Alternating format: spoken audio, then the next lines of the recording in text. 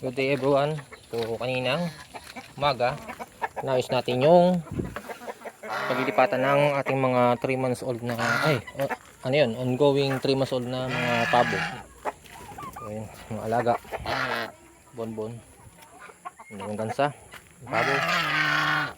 Ito, nangungulit to. Pag maingay, nangingi ng pagkain yun. Kulang pa yun, maingay siya. Ganyan.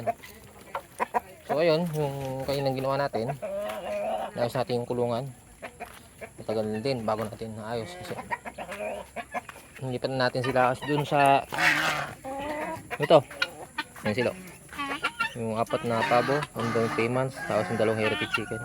Nandito sila. Yan muna.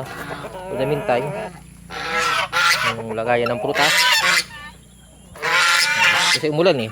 So nilagyan natin tapal. Tapos ito siya. Ayan siya, yung ating kulungan. Yung takip yan ang lagayan ng prutas. Kasi wala na tayong kawayan. Kaya mangingin ang ating mga gansa. Kaya ito muna temporary. Ayan sila. So ongoing 3 months. Ongoing 3 months na sila. So pa ngayon wala pang nangingitlog na pabo sa atin. Ang ating Bengala. Laki. Okay na. Wala pa rin partner. Ayan sila. Ayan yung bago sila. Tapos bukas, every morning, susubukan natin, pakakawalan natin sila dito sa range. Konti-unti. Ayun na kasi pinakawalan natin, binubuli naman itong mga gansa. So kasi, may bago sila kasi may mga bagong salta. So, ginawa nila, binubuli nila, tinutupaan nila. Ayan sila. Going 3 months na bago sila. Napakain na natin yan. Kaya mas dito naglagay tayo ng paitlugan ng gansa, pero dapat kuberan pa natin to eh. Baka mangitlog na kasi yung gansa natin. Ayan. Ating mulberry. Hindi natin masyadong binawasan muna ngayon at mas maganda sigurong palakihin muna siya.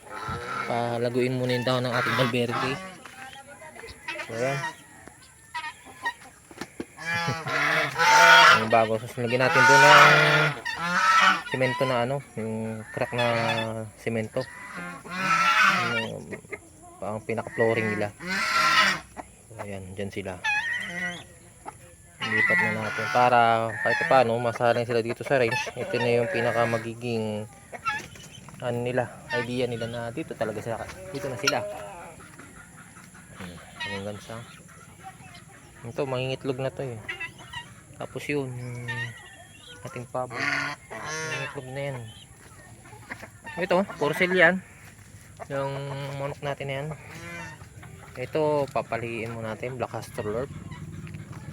Iniis ko nang ito manok panabong, malaki benta. Iniis ko nang isuko yung heritage natin. Palitan ko ng native na biik. Parang gustong pumasok sa native na baboy. Gusto kong mag-alaga. Kasi para po tuwing Pasko or bagong taon, iniisip ko na kahit paano may pwedeng pagsaluhan. Kasi maganda yung native eh. Pero check ko. Kasi pag nagdagdag ka na isa, kailangan mo rin mag-surrender. Kasi hindi rin kasi kaya ng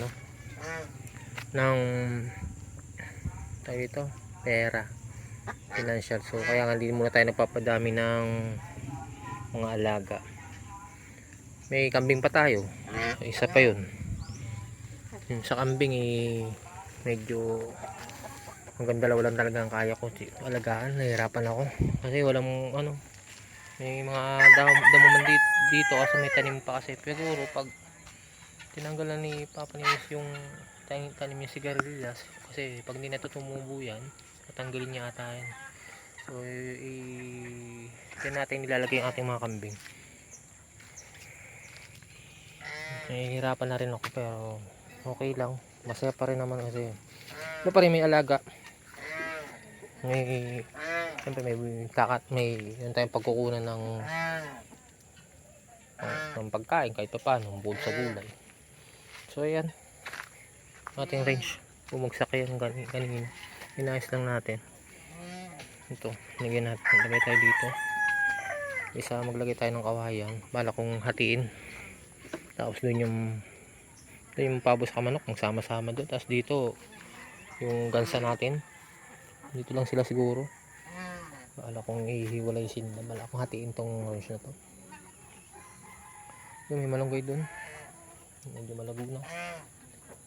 Ayun lang naman yung update sa ating mga alaga. So, sa mga native chicken, nangingitlog pa rin naman sila. Pero dahil nga laging umulan, maliit yung egg na napoproduce nila. So, palagawin natin to. Magandang merong ganyan kakao. Ayan. Ganyan para makulimlim. Pagdating din ng panahon kung pwede silang magdampuan ng ating pabo, kasi bala kong lagyan ng gate dun sa area na. Tapos harangan ng cyclone wire dito doon para hindi na pumunta doon sa bahay. Ay yung mga iniisip ko na sana mangyari ngayong 2025. Ang dami kasing daming taas. Maglalagay tayo ng dito, solar light, mga siguro dun sa dulo isa. So ayun yung aking pinaplano ngayong 2025, yung native na pig. Kasi may nakita na ako sa online ang presyo ng native na gagawin inahin 3,000.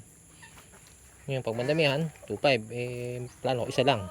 Tapos yung course ko sa Duroc, crossbreed ng Duroc, para kahit paano malalaki yung kanyang anak, pero yung lasa niya lasa pa rin ng native. Yung sabi nila, try lang natin.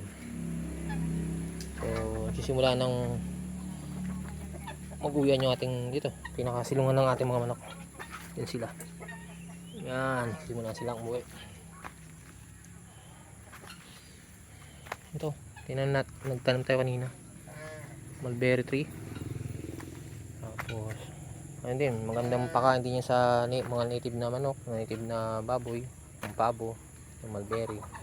Pero pa nga dyan yung ginagawa parang alternative na parang laing. Pero yung pinaka kinukuha nilang daw ng mulberry, yung pinaka pata pa, yung talagang bagong sibol, as papatuyuin. Hindi pa tayo nakakatingin, pero baka one day try natin. So yun yung update sa ating sa ating mga ongoing 3 months old na pabo. So don't forget to like, share and subscribe.